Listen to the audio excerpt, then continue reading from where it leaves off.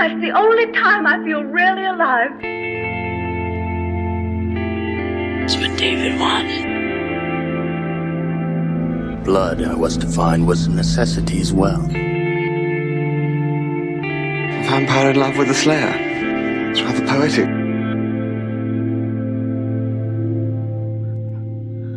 I am the monster the breathing men would kill. I am Dracula.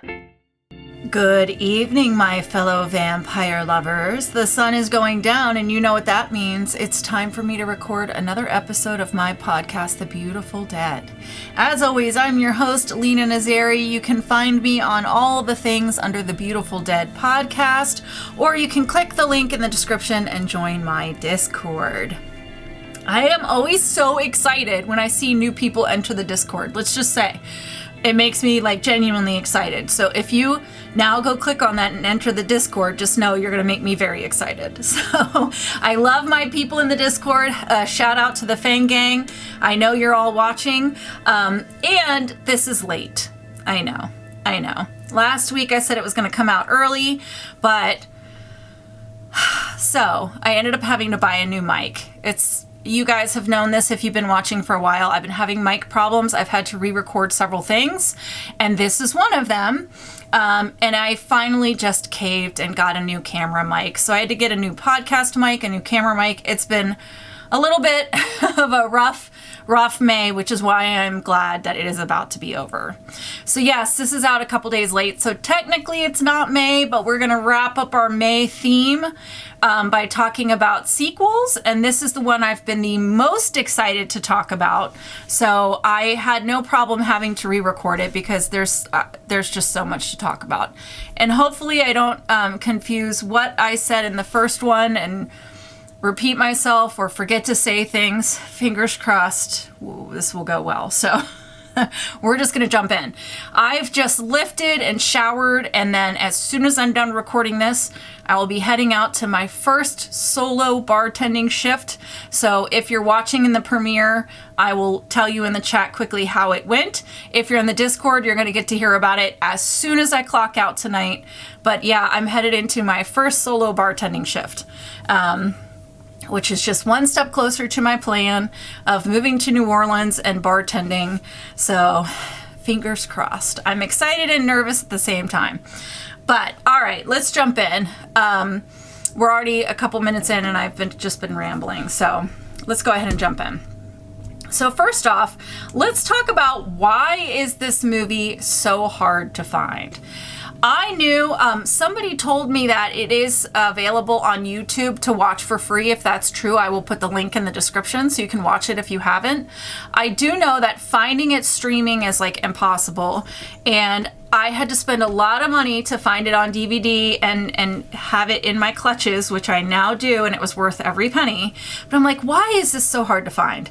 So I did a deep dive and I started looking into all of the things. So here it is in a nutshell if you didn't know. And this was a crazy crossover for me because one of the things I love other than vampires is true crime. So I started reading and I was like, what? So basically, this movie was owned by Live Entertainment. And the movie had been done filming.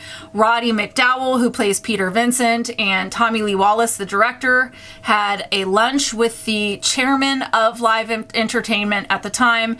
They discussed their big plans for distribution, their big plans for marketing. It was supposed to be a huge release, and there was even plans to have a later lunch to talk about the third movie. There was supposed to be a third movie.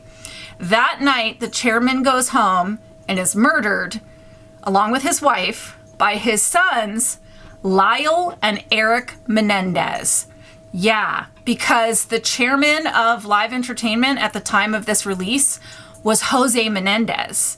So not only was this a massive murder case, but it basically tanked Fright Night 2. So instead of having this like global release and big promotion, it was like quietly released in one LA theater and one New York theater. Of course, like the box office was just abysmal. And because of that, they're not going to put a lot of money into distribution. So a lot of people didn't know it was even out until they went to their local video store and just saw it on the shelf. And they're like, wait, when did Fright Night 2 come out? So because it was so bad, it just absolutely destroyed any distribution of this movie and the third movie. And this might be a hot take, but in my opinion, this was the worst part of the Menendez murders. This movie, this franchise was the biggest victim in this case. And I say that because by all accounts, Jose, nobody should be murdered. Okay, please don't clip that, make me sound like a bad person, but nobody should be murdered. That being said, apparently he was so unpleasant, and this was like famously he was very unpleasant, that when the murder was announced, Roddy McDowall and Tommy Lee Wallace like had a phone call with each other like, I didn't do it, did you? Because he was so unpleasant at this lunch. So yeah, the Menendez murders. That's why we don't have Fright Night 3, and that's why this movie just sort of like is just gone like Kaiser Soze. So I was very excited to track it down and be able to talk about it because I saw it very young, probably when it came out on video, and it was seared into my brain. So I was really, really excited to get it on DVD, and you guys from the Discord know because I was like, I just spent a lot of money, but I'm very excited. So we now get to talk about this movie. We're going to talk about vampiric crossovers because we have a couple real juicy ones. Brian Thompson plays Bosworth in this, and he was in Kindred the Embraced. You guys know how obsessed I am with that show. And he was also the judge in Buffy the Vampire Slayer, the TV series. And then John Grease was Lewis in this, and he was Wolfman in the Monster Squad. You know, Wolfman has nards. And actually, both of these guys were in an episode of The X-Files. So we'll give them that, too, because The X-Files did have a couple vampire episodes. So we're going to give them that. These are some great vampire crossovers. All right. We have waited all month and 2 days of June to talk about this movie. So let's do it. Fright Night 2.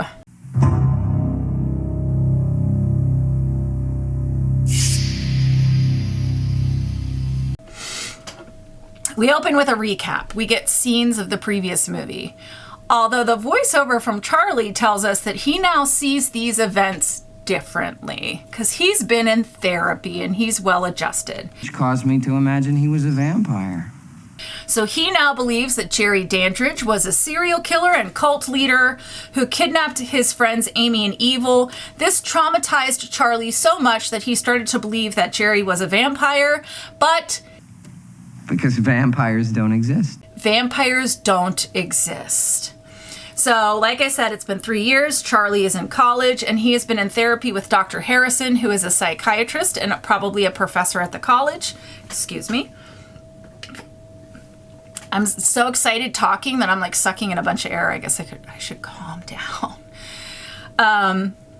He is done with therapy. He's graduated from therapy, and he's saying, I'm a little nervous about running into Peter Vincent because I've been dodging his calls, and I'm not sure how to handle it. And then Charlie leaves. He goes to his room. He opens a trunk full of vampire killing supplies, and he throws them all in the garbage because now he's well adjusted, and he knows vampires don't exist. We cut to him shaving, and he makes a little cut in his neck. So he pops a Band-Aid on it and heads out. Then we cut to the recording studio. Peter Vincent is still hosting Fright Night. He's talking about his brave encounter with vampires. Charlie pulls up with his new girlfriend, Alex. They go in to see Peter. Peter's very thrilled to see Charlie. We cut to Peter's place. Alex knows the whole story. They toast to conquering the forces of evil. They drink and tell stories. Peter is bringing up his and Charlie's fight against the vampires. The clock strikes midnight. It's very, very dramatic. And then Peter leads Alex into another room to show her something, and Charlie looks out the window of this apartment building.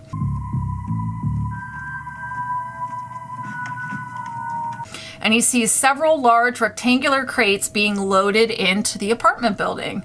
And then he sees a limo pulling up, and he's like, nope, I'm not doing this, and he walks away. Now he and Alex are leaving and they're in the elevator on their way down. And Alex is like, it's probably good that we don't call Peter out on his delusions. She is a clinical psychiatry major and she's like, it's best to just like leave it be. She says, he really does believe in vampires, doesn't he? In the lobby of the building, Alex goes to the bathroom and meanwhile, we see people get out of the limo. Charlie is in the lobby as 4 people dramatically enter. They get into the elevator and the woman smiles as the door shuts.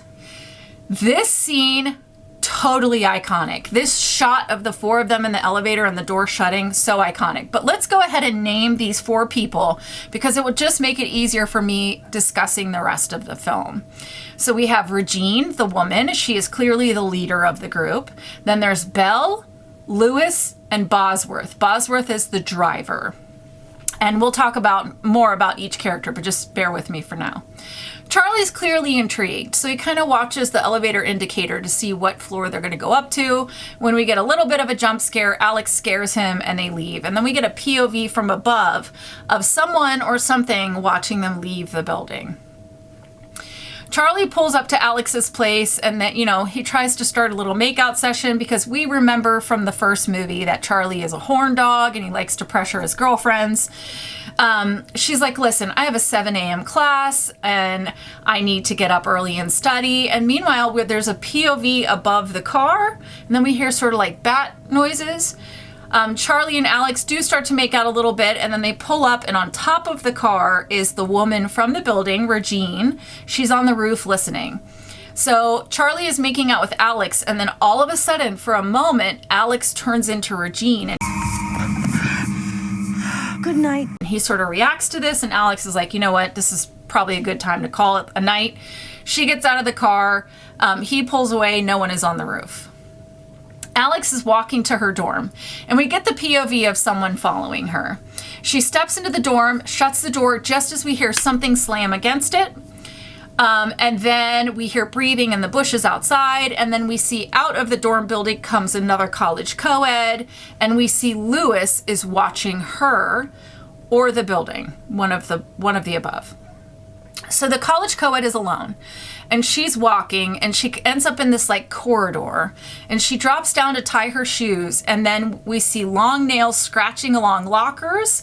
And then from the fog, this is one of those scenes that was like seared into my brain.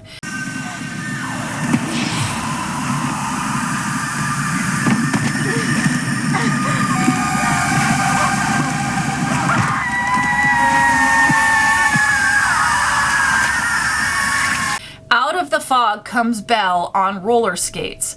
Belle has yellow eyes, 2 long canines, and long nails, and then Belle bites and feeds off the college co-ed. Then we cut to 2 girls in a dorm room. One is topless because it's the 80s, and that was just what we did in the 80s.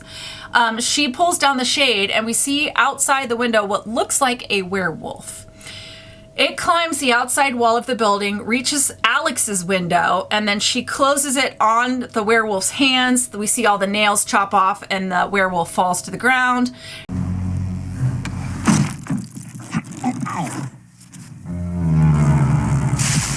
And then rising from the bushes in human form is Lewis. And Bosworth is there, and he says, you were supposed to bite her on the neck. Yeah, we're going to get to this. We're going to talk a little more about this, okay?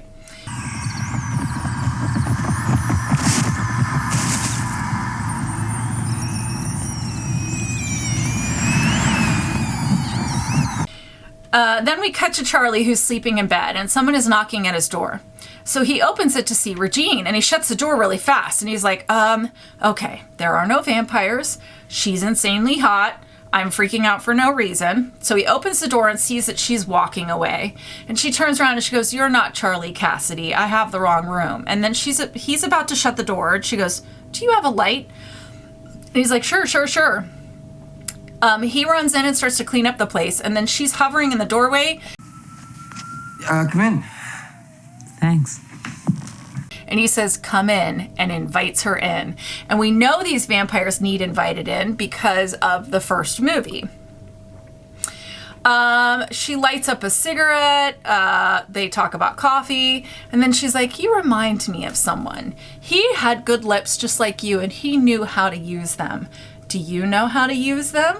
And then they kiss, and she uses her fangs. She takes the Band-Aid off and uses the tip of her long, sharp canines to scratch open the wound, to reopen it.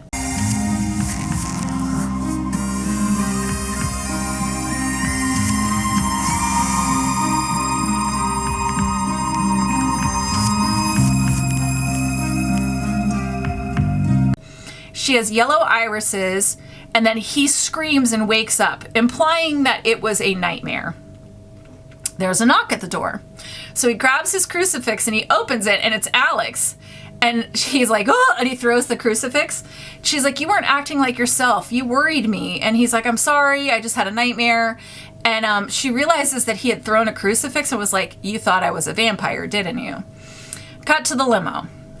Bosworth eats a moth. So that is our Renfield. That is our human servant, Bosworth. The vamps are in the back feeding on the co-ed from earlier, and Belle shares some of the blood with Regine. And Lewis is naked because he's back in human form. And then he's like, can I have some?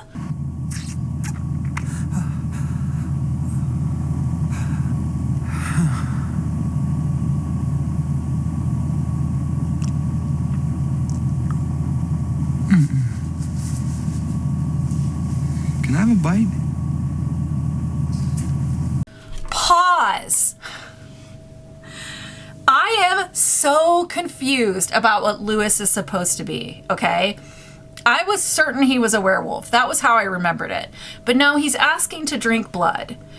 And Bosworth tells him multiple times throughout, like, you're supposed to bite Alex on the neck.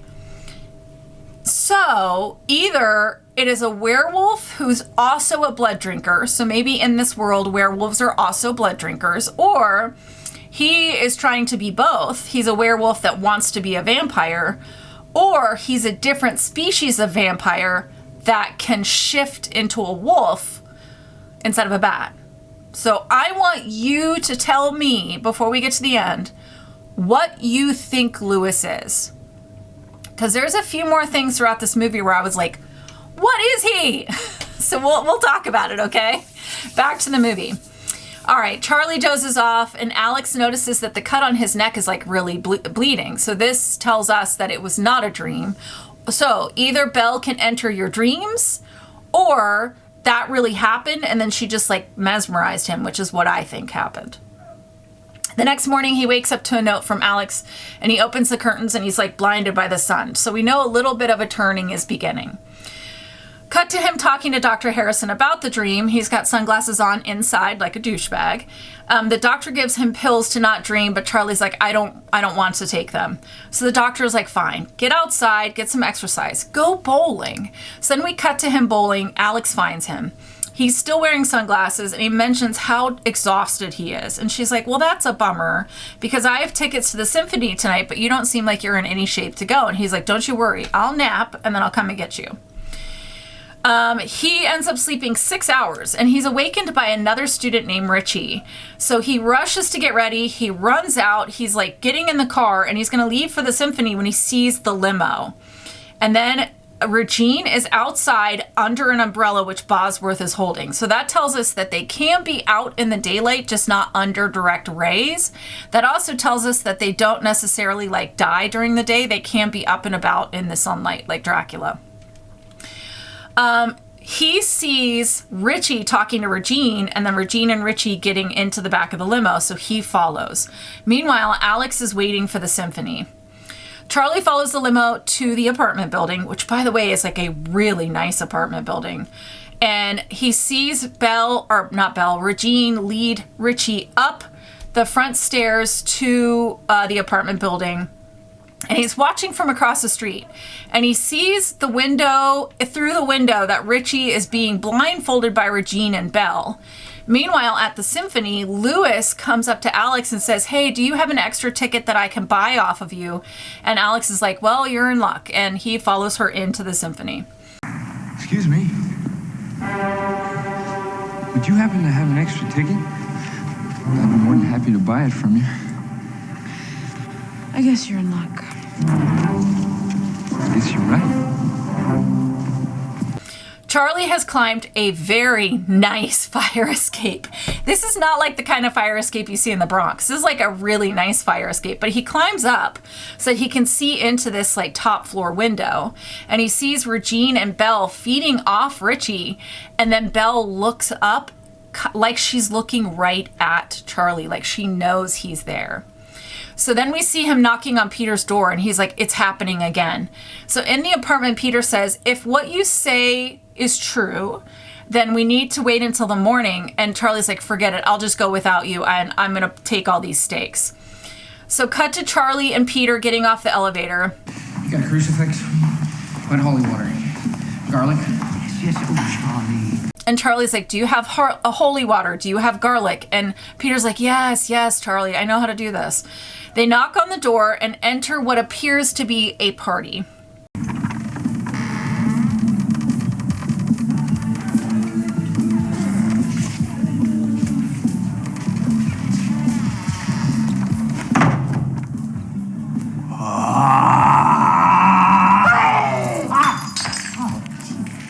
Let's not get carried away, guys, all right? And someone like flashes Fang at him, so Charlie pulls a crucifix, and the guy is like, chill. So we're like, oh, is he messing around? So they go into the party. Peter seems very, very excited to be at this hip party. And then they find this big fish bowl full of like those cheap plastic fangs that you could get at like the dollar store. So apparently it's a vampire themed party, which I'm down for. They find Richie, and he's like appears to be passed out on a couch. So he's pale, and Charlie wakes him up, and Richie's like, dude, I just drank too much. So Peter's like, I'm gonna go get you some sparkling water, and Richie kind of passes out again. And this is a great scene where Charlie is trying to see if Richie has any bite marks, and Richie's face when he opens his eyes and sees his friend like looking down his shirt is so funny.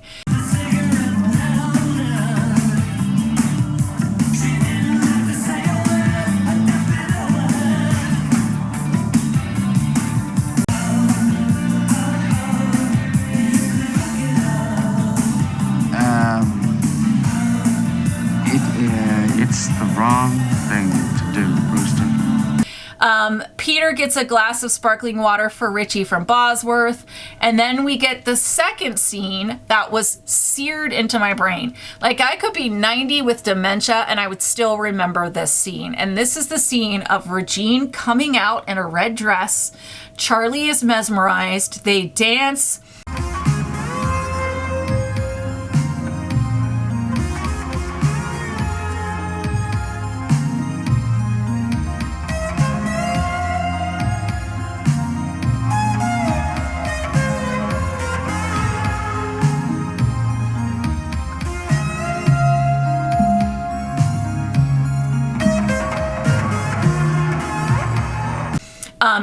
She takes a crucifix off of him, and it rocks back and forth. And as the crucifix comes towards her face, she transforms, and then away from her face, she's back to Regine.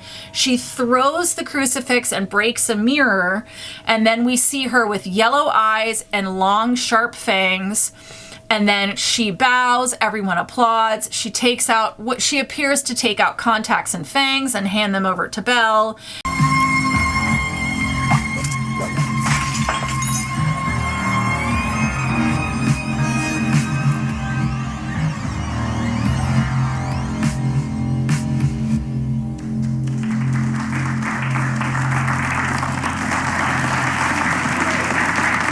Someone asks her for an autograph, and we discover that she is a performance artist. And this is when she introduces herself. Charlie is so excited. There is a logical explanation. Everything is fine. But his celebration doesn't last very long because he remembers that he forgot his girlfriend, that he is very late, and she is probably extremely pissed off. So he takes off. Peter is watching Regine and Belle dance, and then he sees a couple people in the room, and it appears like they're being fed on. He takes out a mirror and turns, and we can see that Belle and Regine do not cast a reflection.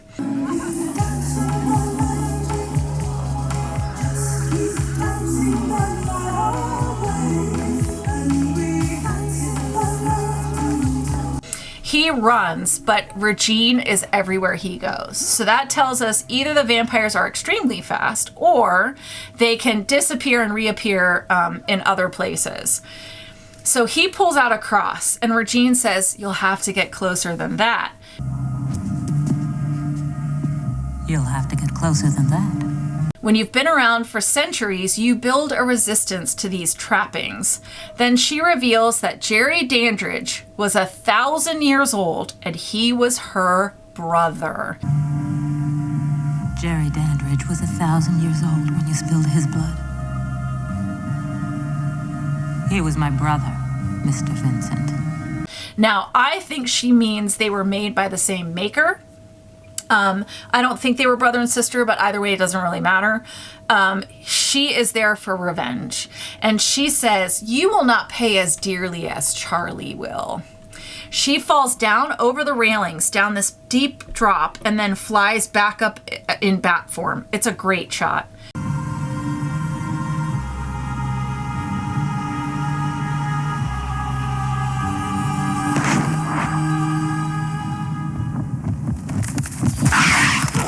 Peter runs to his apartment and tries to call Charlie, but Charlie is at the symphony, so of course he's not going to answer the phone. Meanwhile, Peter is panicking, and so he reminds himself, like, just wait till the morning, just wait till the morning, just wait till the morning. Alex is being walked home by her new friend Lewis, and a dog is barking like crazy at Lewis, and so Lewis does a quick turn to the dog and is in werewolf form, and then quick turn back and is in human form. So he can shift at will very fast, and also can control the shift in a way where he only shifts a part of himself, like just his hands or just his face. Lewis gets a kiss goodnight. Alex enters the dorm. Bosworth steps out and says, "You're supposed to bite her on the neck." And Louis says, Louis, that's how you know I just did an interview with the vampire. Lewis says, "I'm not thirsty." Charlie's taking a shower and he's like tweaking a little bit. And he's like, "What is happening to me?" He lays down, goes to sleep. And this is one of my favorite vampire tropes. Mist enters the window, comes under his bed, into his room, swirls, and then forms into Regine. And I love vampires turning to mist. We don't see it too often, but the mist fog trope, that's very Dracula, and I love it. I love it. It doesn't get used enough.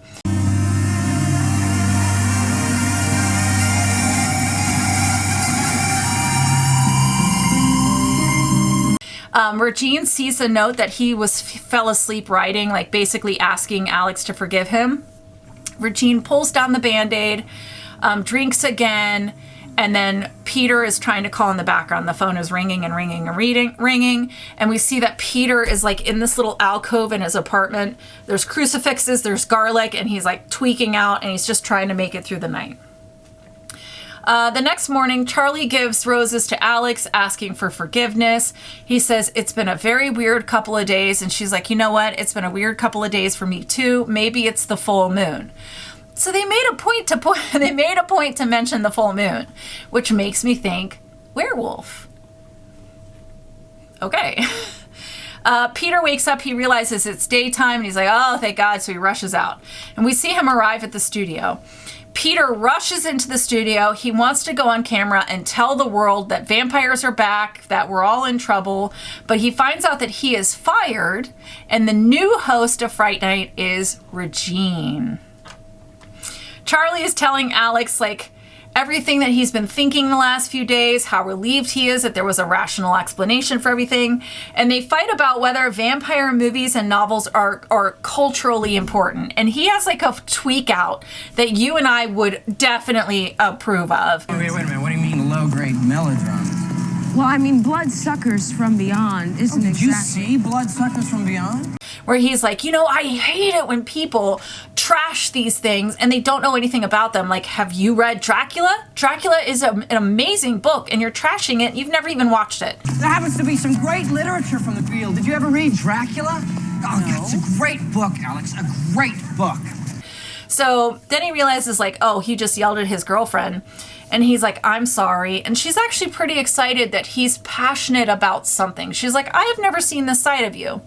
So just when he's about to, like, kind of make headway with his girlfriend, Peter comes running up and he's like, it's happening again.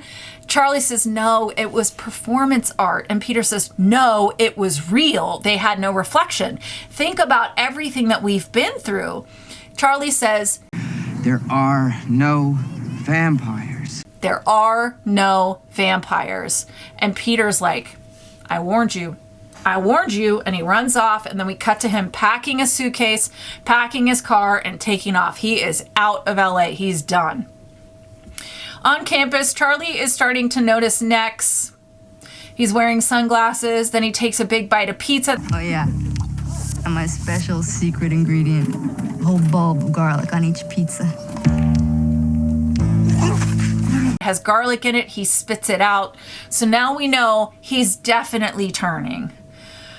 He runs into his psychiatrist's office to talk, but Dr. Harrison's not there. And then he sees a report on the TV of Richie's body being found. So that we cut to him pounding on the door at Peter's place. And Peter's not answering because Peter has skipped town. So he slides a note under Peter's door that says, I believe you. In the lobby, we see Bosworth enter.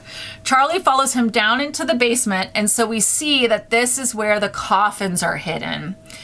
Also, we only see Belle and Regine's coffin, which again makes me think Lewis is a werewolf. Meanwhile, while this is happening, Alex is in the library and she's looking for Dracula. And also, by the way, so when you watch the scene of her looking at all the Draculas, there is this copy, which you could see the way it's done on the spine. This copy is in the library, and that's because this copy was published in, I think, 1979. And by the way, hard book, it was only $5.95. Don't you wish? But this was a reprint in 1978 or 1979. So in this movie, it would have been a pretty new version of Dracula. And I saw the spine and I was like, I have that one. So yeah, so she gets a copy of Dracula and she goes to sit down. Back with Charlie. He's in the basement. And he opens up one of the coffins to see Belle. And by the way, Belle is sleeping with her arms like this.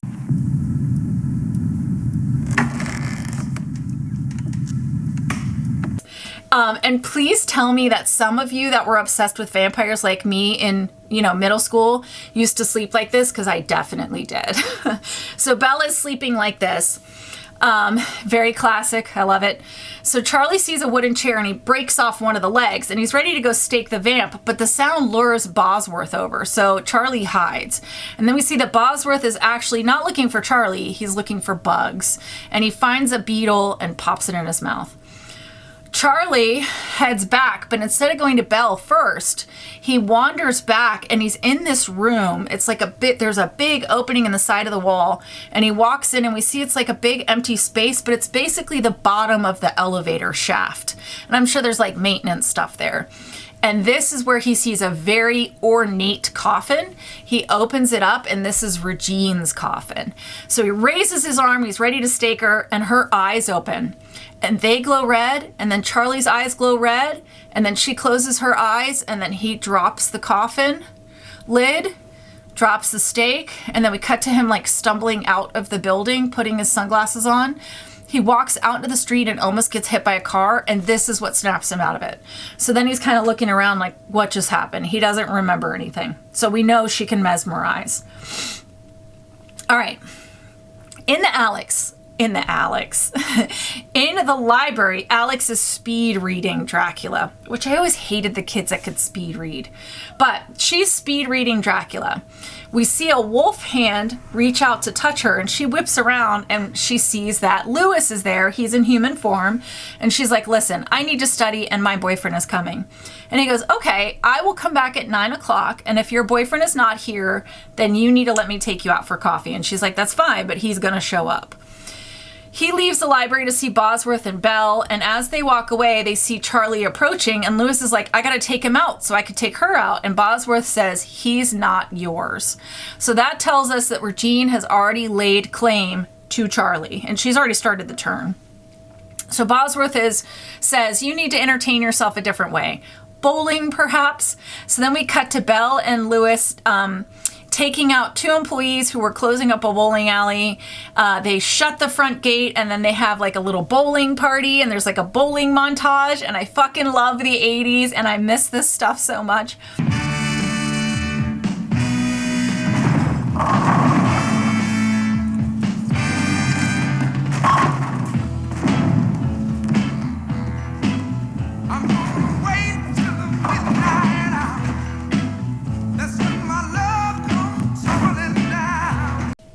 At the library, Charlie sees that Alex is finishing Dracula, and she loves it, and she apologizes, and they kiss.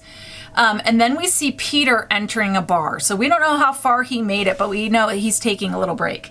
And he comes and he asks for a beer.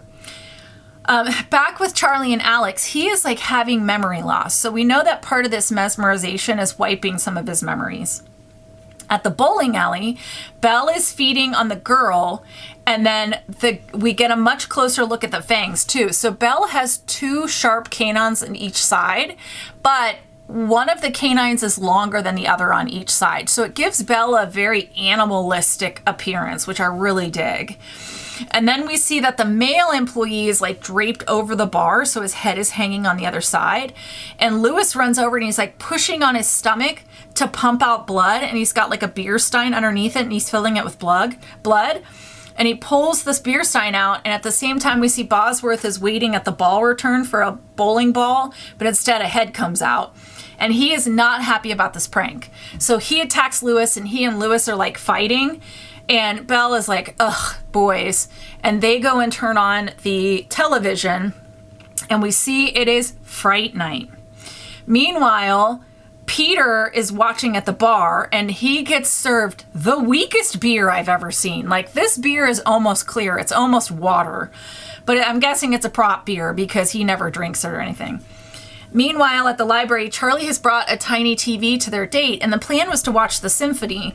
But when he turns it on, he sees it's Fright Night, and he goes, where's Peter? So then we see Regine is introduced, and then she does this, like, amazing dance in fog. It's like a whole performance. It's minutes long.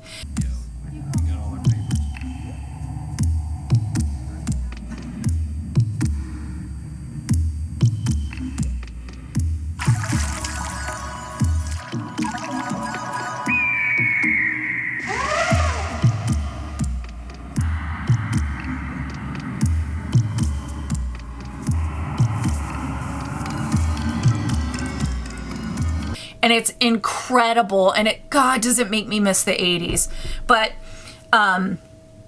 she's like dancing around, she's in the fog. At one point, she drops down into the fog and disappears because the cape is now flat, but then the form comes back up, and when she sits up, she is transformed, and she has yellow eyes and fangs, and she splashes blood on her face. But the important thing is while this is happening, Charlie is having a visible reaction. How'd she do that? Special makeup. Oh.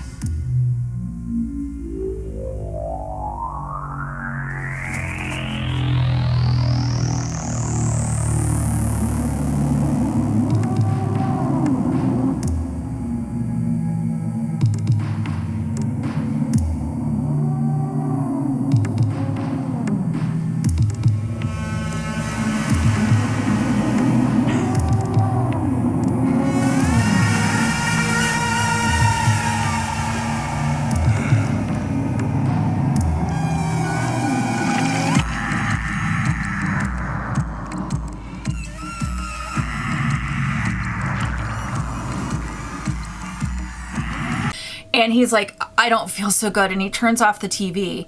And so Alex is like, I'm going to go get you some water. So she runs to get water, and we see that Lewis is back in the library. Meanwhile, during watching this whole thing, someone comes up to Peter at the bar and is like, don't I know you? What do you do? And Peter's like, I'm a vampire killer. And then he's like, yeah, that's right. I know I've seen your face somewhere. What do you do? Vampire killer. Say what? Vampire killer. Come on, man. What do you do? What is the matter with you, friend? Are you hard of hearing? I kill vampires. I'm a vampire killer. So he like gets his balls back and he runs out. And so then we see him show back up at the studio. Meanwhile, Lewis approaches Alex and he grabs her arm, so she slaps him and calls out for Charlie. So Charlie runs up and says, what's going on? Lewis's irises have changed. He has 2 fangs on the top, 2 fangs on the bottom. They run, and then we get a glimpse of him again, and he's starting to get very wolfy.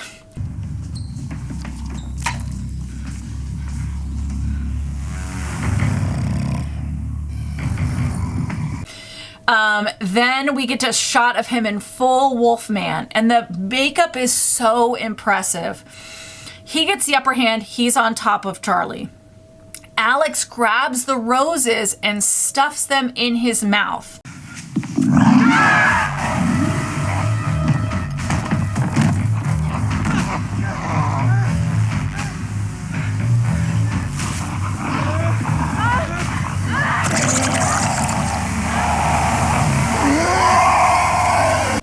And they light on fire, and he screams and he jumps from the window. So the reason the roses thing happened, so this is again where I'm like, is he a vampire then? Because the roses thing is a very, very old Eastern European belief about wild rose.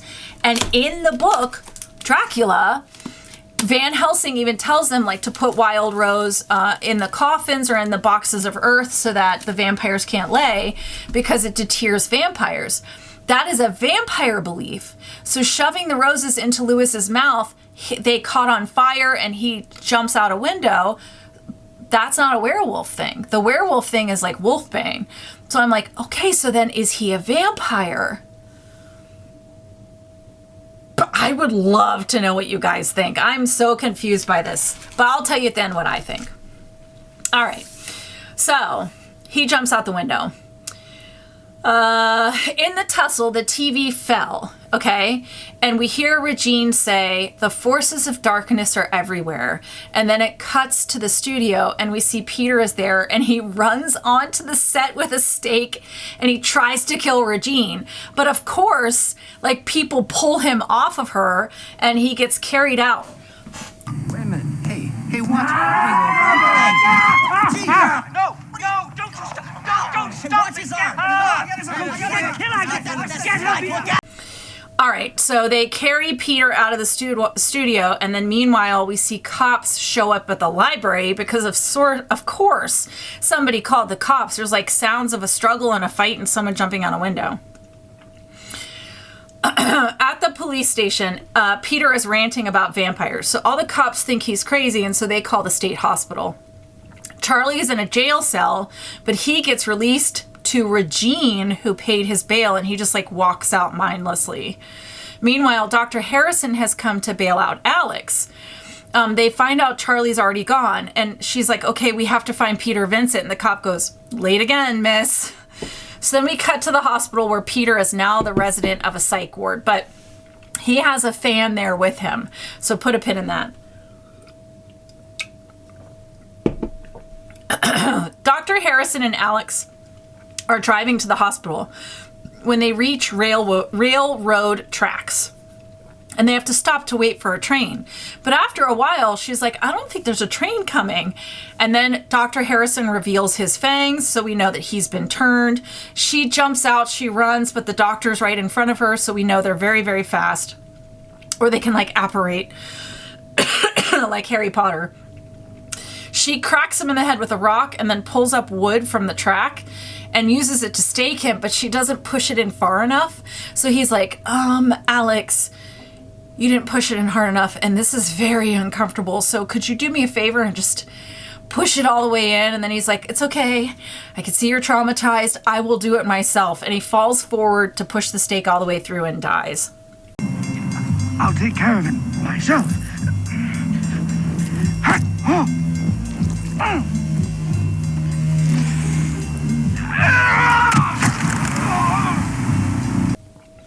Alex uses his doctor credentials to get into the hospital to find Peter, and she tells the staff, he's in the wrong hospital, get me transfer papers.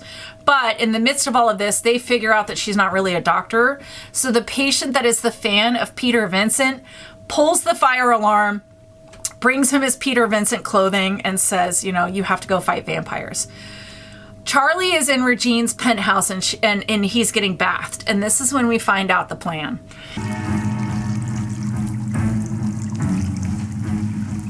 Soon you'll taste blood for the first time. Soon you'll be one of us. Do you know why I've done this to you, Charlie Brewster? Because soon you'll be immortal. You'll live forever. And it's forever that I'll torture you. She is turning him into a vampire so that he will live forever, so that she can torture him forever. Which is dark. A woman scorned, ladies and gentlemen. A woman scorned. Also, she says, soon you will taste human blood. And so we know that essentially the turn is you're fed from so many times, and then you feed, and then that's what turns you into a vampire. So right now, I guess he's like half vamp, right? And so it's interesting because she never bit him. She just used the fang to open his blood. So it's either her tasting his blood, or there's something on the tip of her fang, like a venom, like a snake venom. That's what starts the turn. So whether biting or just dipping in, she has started this turn, and now to finish the turn, he has to feed. And of course, we all know what's going to happen, which is she wants him to feed on the woman he loves. All right. Alex and Peter are gathering hunting supplies, which, by the way, this is another trope I love, which is the montage of gathering vampire hunting supplies. We saw it in the Monster Squad. We saw it in Lost Boys. It's a great trope. They climb out the window and scoot along the edge to be able to see into Regine's apartment. Charlie is cleaned. He's lying on a sofa. Alex and Peter climb through the window and to get to him, but they hear footsteps approaching, so they hide. Into the room comes Richie, who is now a vampire. Charlie.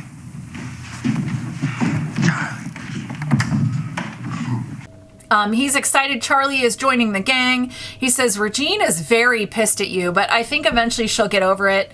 And then he said, I rose off a slab in the morgue to be here. So either he was a different kind of turning, or you feed from your victim so many times. Maybe the fang has to get in there. Then you feed, and then you die, and then you rise as a vampire. That's how I'm going to put it together from all of the clues we've been given. So that's how I think these vampires turn. Richie says, they tell me eventually I won't want to eat or drink anything. I suppose I'll miss that. So that tells us that after the turn, you have some lingering human instincts, but eventually the vampires do not eat human food or drink. Charlie says, why didn't you have bite marks at the party? And he says makeup. All right. He leaves. So Alex and Peter come out, they all hug, and then Richie comes back in with tea and sees the hunters. His fangs descend, so we know they are retractable fangs. He makes a noise that almost kind of sounds like a gremlin, and then Peter squirts him with holy water, and he starts to burn, and steam comes from his face, and then his throat opens up and water pours out. It's a very cool death. I thought you might...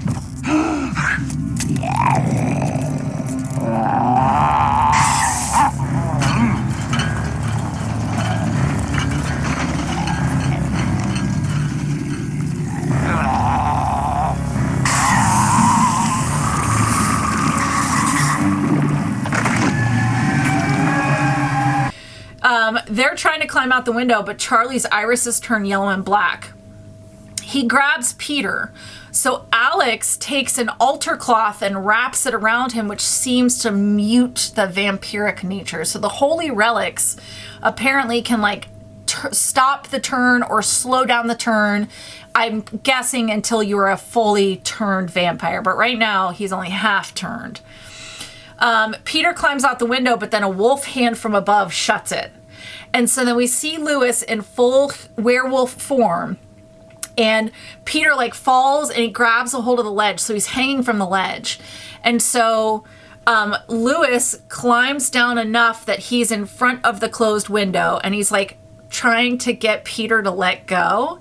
But while this is happening, Alex bars the door to the room so the other vampires can't get in, and Charlie they have this thing that's like a spear gun, but it shoots small wooden stakes. He shoots it through the window and at Lewis, who falls to the ground below and lands in a fountain. When he rises up, he's in full human form, and he goes, "Bullseye, dude."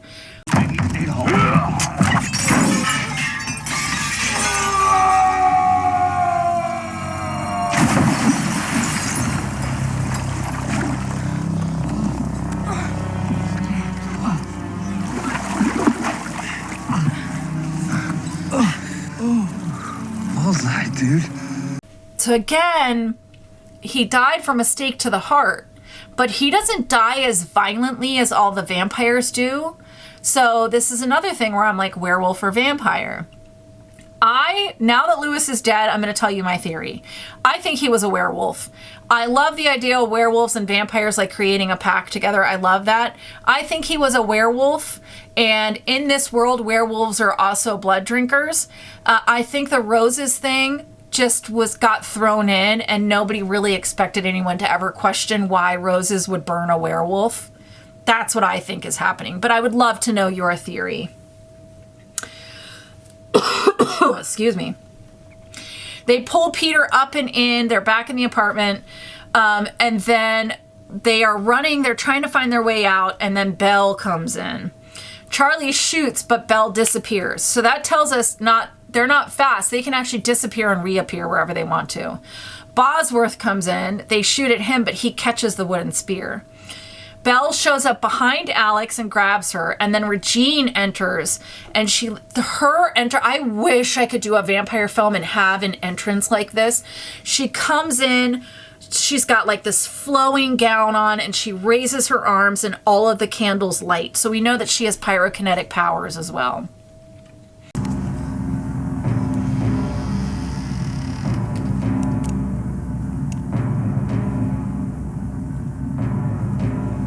Welcome to Fright Night.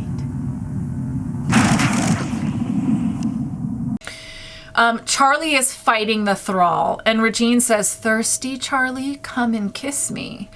Bosworth knocks out Peter, and Regine says, "It's time." So they force Alex down onto her knees, and then that like chopstick looking thing that they just shot at Bosworth, he uses it to like tie Alex's hair back, which I was like, Brian Thompson, who taught you how to do that? Charlie is supposed to feed on Alex. She is supposed to be his first victim. He throws off the altar cloth. His eyes are yellow again. And she said, "I love you, Charlie Brewster. I love you." And you can see that he's fighting the urge. And Peter is starting to come to, and he's next to a curtain, and he sees that there's like a bit of sunlight behind the curtain. And Charlie now has 2 sharp canines. So once you are fed upon and the turn has started, you get the eyes, you get the fangs, you get the aversion to sunlight, the aversion to garlic, but you can still be out in the sunlight because you're not fully turned, and the turn can be reversed if the one who was going to make you dies. But once you use your new fangs to feed, it's curtains. You're now a vampire. So that's what I thought at this point, but bear with me.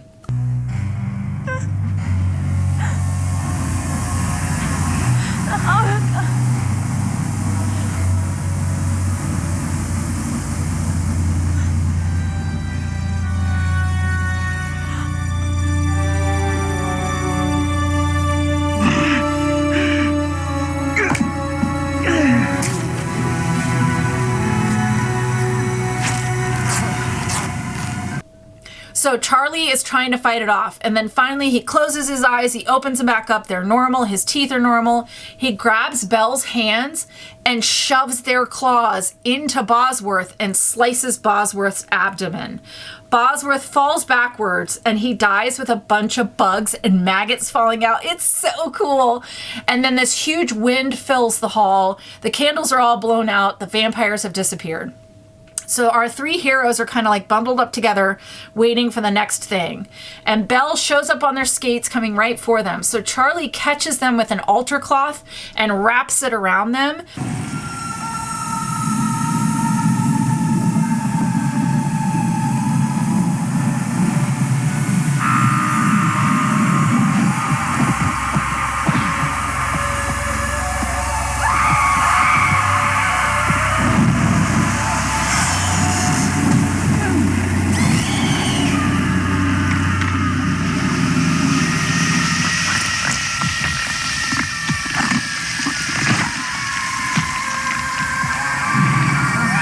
And this leads to Belle melting and screaming. And then from above, Regine screams, falls forward, turns into a bat, flies, bursts through the closed door in bat form.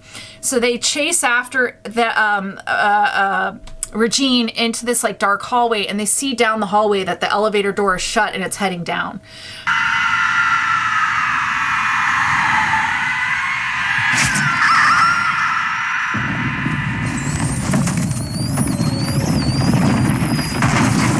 So they run and they pry open the elevator doors to see the car descending. So Charlie takes the spear gun and he throws it and he jams up the gears. So they have the head vampire, the last one left, trapped in this car, and they know they have to do something. So this is the point where Charlie is like, wait, I remember. She has a coffin down there. That's what she's trying to get to. She's trying to get to the coffin. And Peter's like, well, why don't we just wait until daylight? And Charlie says, because it will kill me. No. We'll wait till the sun gets higher. It'll be too late. Sunlight will kill me. Or I'll have to follow her. I've got to go down and cut her off. You close in from the top. So the turn is complete then. I'm very confused about the turn. Because technically he shouldn't burn in the sun until he is fed on human blood. I don't know. But maybe it's like a virus thing, and the more it gets into your bloodstream, the more vampiric you are. But she says like you're going to taste blood and then you'll be a vampire. Again, they probably didn't expect anyone to like pick this apart. So they decide that Charlie and Alex are going to head down to the basement. Peter is going to attack from above. So the two young people, they run to leave and they turn and look back at Peter, and Peter looks at them. And for a second I was like, oh no, does he die? I don't remember him dying. Does he die? Because it's one of those last look moments where I was like, oh no, I don't like this. So they run downstairs and he starts to descend. Okay. Peter climbs down and he has the cross in his hand. Meanwhile, Charlie and Alex reach the coffin and they open the coffin and we see that there is soil inside of it. So she has to sleep on the soil of her homeland. They take communion wafers and they put them into the soil in the shape of a cross so she cannot return to her coffin.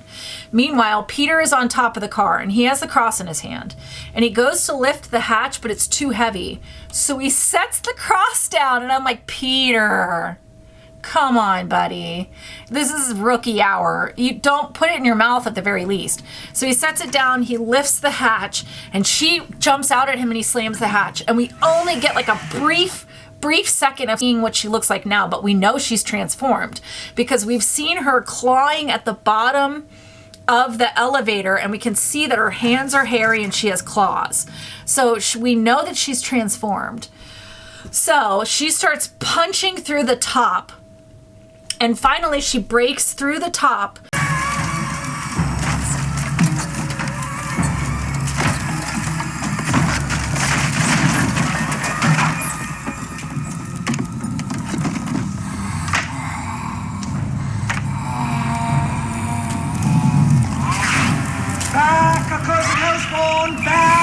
and we see these long fingers, right?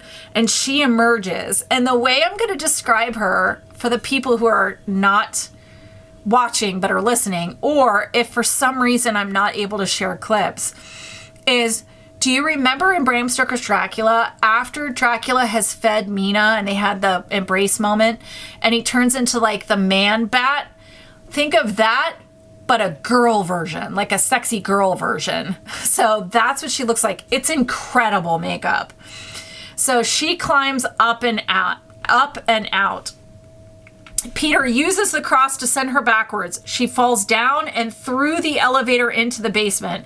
And now she is turned into full bat. So she's flying around. She sees she can't go in her coffin. She flies in another room. But in the midst of all of this flapping around, she has knocked Alex out. She's thrown Alex back and Alex is now knocked unconscious. So then she comes back into the room with Charlie, but now she's in Regine's human form. You didn't think I'd let go that easily, did you? Very naughty, Charlie. That coffin's many hundreds of years old. You've destroyed it for me.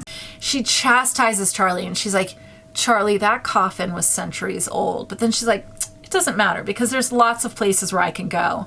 And then they both look up and they see that Peter is climbing the ladder. He's making a break for it. And she's like, Charlie, it's time to go. And she reaches her hand out to him and he's like reaching for her. Meanwhile, Peter grabs a piece of broken mirror and he runs over to the the elevator shaft, and he shines it in a way that it reflects the sunlight down into the shaft.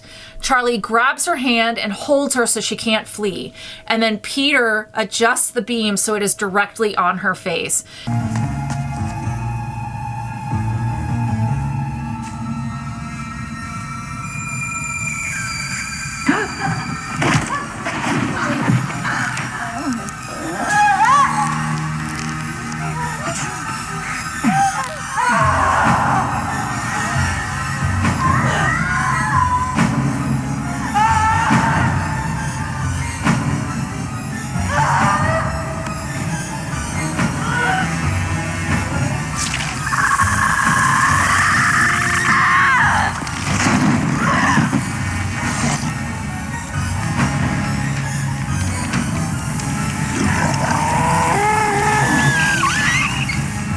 She starts screaming. She bursts into flames. She's stumbling around. Then she falls into the sanctified coffin. And so she explodes because now not only has she been hit with sunlight, but now she's just fallen on a cross of communion wafers. And then we see like her bony hand reach up and out, and then it falls over and it turns to ash and crumbles. So all of the vampires are dead. Charlie and Alex embrace. Peter lets out a sigh of relief. So this has reversed the turn because he never fed from a human. Can I just say, I love a movie, this is another trope I love, when each vampire dies in a different way. Like Lost Boys did it too. It's like each vampire has a separate death. I always love that. So now we're almost done, guys. We fade to Charlie and Alex. They're on a picnic blanket. They're out in the sun. It's beautiful. They're talking about what happened. They both have crosses on now. And she's like, what if there are more out there? And he goes, you know what? We just need to move on and live our lives. Like, we need to get a farm. We need to have lots of babies. And she's like, well, let's start practicing now. And they kiss and the camera pulls back and we get credits and we get an amazing credit song because the 80s.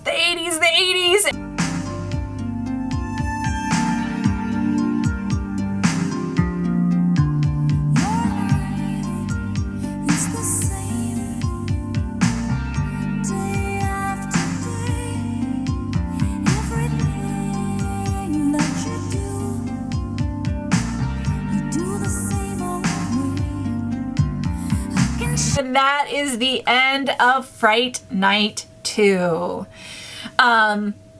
Okay, I'm not going to do tropes because I talked about it throughout the whole film, right? I told you I love the whole found family thing, which is like a coven of vampires all coming together. And in this one, I really think that Lewis was a werewolf who was hanging out with the vampires.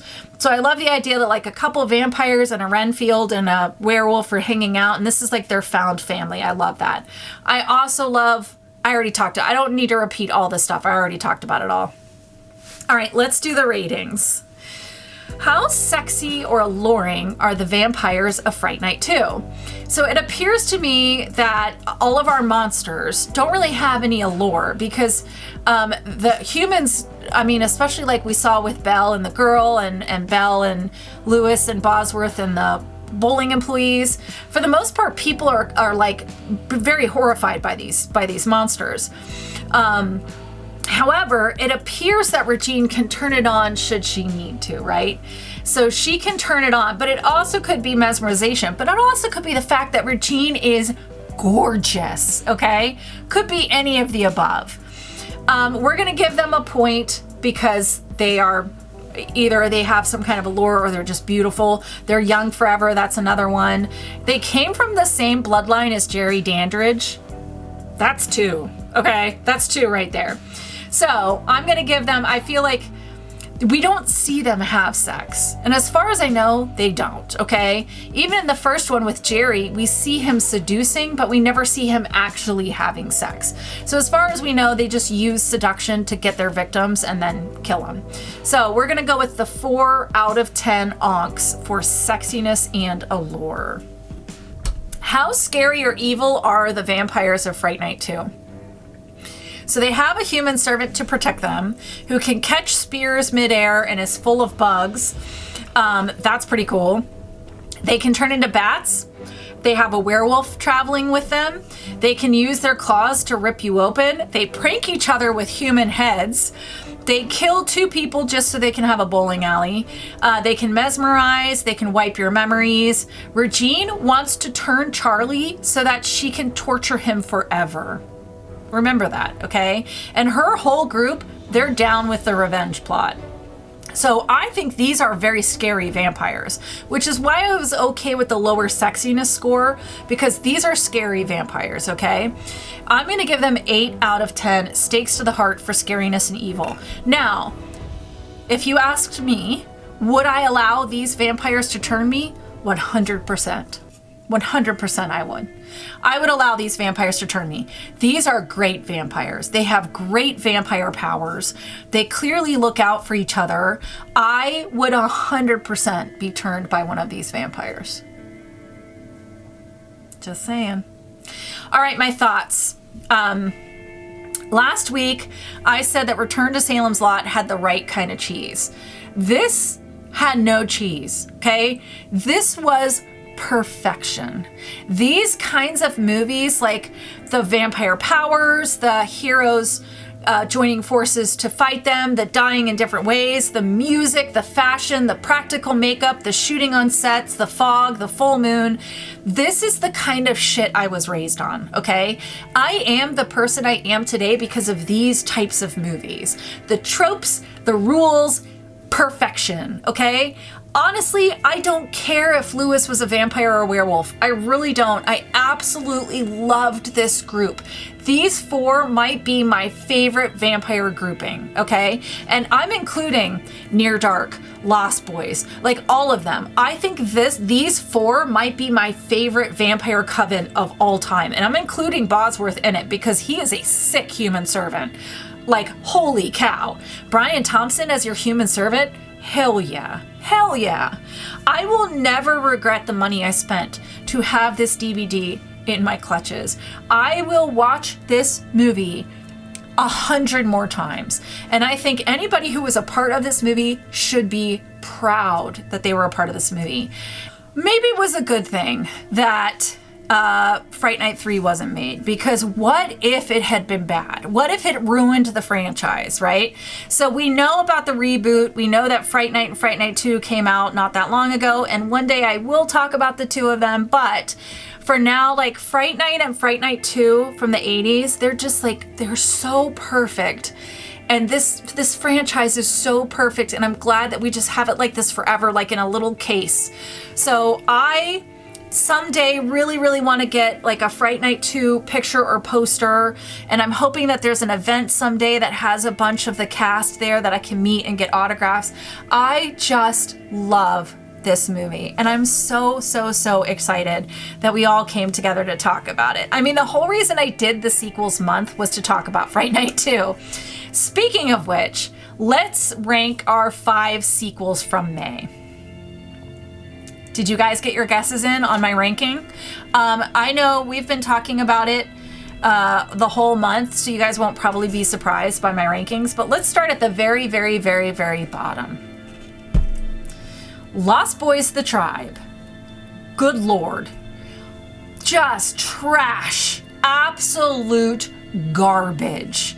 It is probably not just the worst sequel, but one of the worst movies I've ever seen. So that is our number 5. Number 4, 30 Days of Night, Dark Days. And it's because it's just boring. It's so boring. It's not even good, like good bad. It just is so boring. And I just didn't care about anybody, and I'll never watch it again. Number 3 and 2, it was hard to pick which one was going to get what. But I went with number 3, Vampires Los Muertos. Now, I will say, Bon Jovi saved this one. And the guy who played the kid, Sancho, and the guy who played the hot priest, they were so good. I just loved the 3 of them. I did not like her. I thought that she really brought the movie down. But it is worth a free watch, okay? If you can, if it's free, which last time I checked it was on Tubi, go watch it. It's a fun watch, okay? Have some margaritas and some Mexican food and go watch Vampires Los Muertos because it was a lot of fun. 2, Return to Salem's Lot. Again, there was something about it that made it so bad that it was charming. I don't know if it was the nostalgia or what. There was just something about it where it's like, it's just like a warm blanket. It's one of those movies, it's like, if you can't watch it, that's fine. But if you can, it is a lot. I think it would be a lot of fun. Like to have a party, an 80s party, a vampire party, a bad vampire movie party, and throw this one on, because I'm telling you, there were a few times I was chuckling. The Nazi hunter was so good in this. Even Tara Reid, like her death is probably what I've never laughed so hard than Tara Reid's death in this movie. The judge was so, like, the makeup when he turns into like his monster form, so stupid. So stupid. I'm sorry. There's just something about it. I gave it number 2. And of course, number 1, Fright Night 2. Oh my gosh, I love this movie so much. It will definitely be turned on again. If you have never seen it and you've just watched me talk about it, you still need to go watch it. And if it is on YouTube, I am going to share the link in the description. That's it. I'm not going to say anything about June because I don't know yet what I'm going to do. I know there's a lot of requests and I made a lot of promises, but I'll be honest with you guys, like, I'm a little bit burned out right now. I am very overwhelmed. I'm drowning. I'm exhausted. So I'm not sure what I'm going to do about June. Go join my Discord so you can talk to me in real time as I try and figure it out. Like, the Discord people were the first one to hear that this was going to get postponed, and I told them why. I was like, guys, the audio is no good. I'm exhausted. I'm like, I just need to walk away for a minute. So we'll see. Go follow me on social media. Go join my Discord if you want to see what I'm going to do in June. I will keep you guys updated and let you know. In the meantime, thank you so much for all your support. Thank you for allowing me to do this. I love you guys so much. I have to get ready to go to my first bar shift, so I got to call it. But I wish you wicked hugs and bloody kisses. Good evening. And big finish. Thank you.